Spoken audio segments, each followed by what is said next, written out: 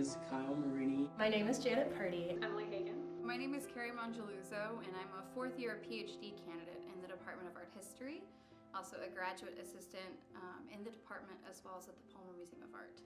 Every day is a little different. Some days where I'm working at the museum, museum hours, and this semester I'm actually working with the undergraduate volunteers, the Palmer Student Ambassadors, who are working to make the museum more of a resource for students and trying to get every undergraduate student through the door, since it's right in the middle of campus, and make it kind of a well-used resource for students.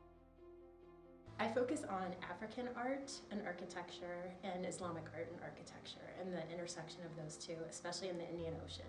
Penn State in general supports the humanities so well, and they fund those of us that are really interested in interdisciplinary work.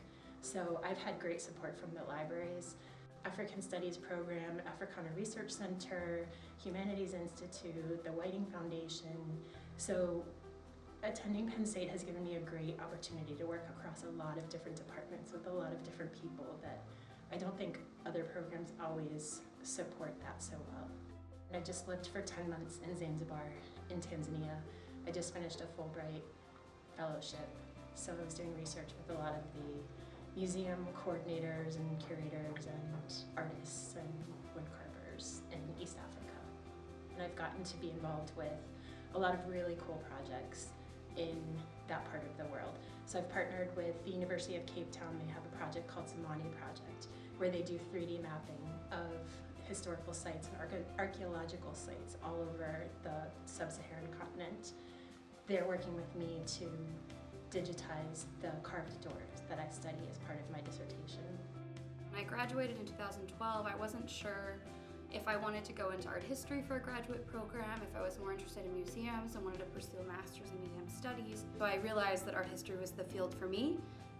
And while talking with a lot of my undergraduate mentors, particularly Glenn Williamson, who was a former curator at the Palmer Museum, he recommended Penn State, and they fund their master's student, which not a lot of programs do. And they fund their master's students well, so you get a tuition waiver as well as a stipend working as a teaching assistant or working at the museum or in the Visual Resource Center. And so that is not something that a lot of other master's programs offer.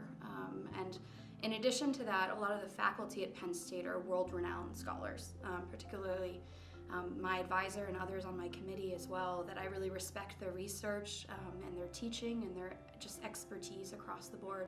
We have a lot of resources available to us. We have a Visual Resource Center, which is also very helpful if we want to get images that might be more difficult to find. Art history prepares you to be successful almost regardless of what you plan to do, because it teaches you how to analyze arguments, how to construct your own argument, how to communicate your ideas thoroughly, how to interpret images, which I find is kind of a lost art.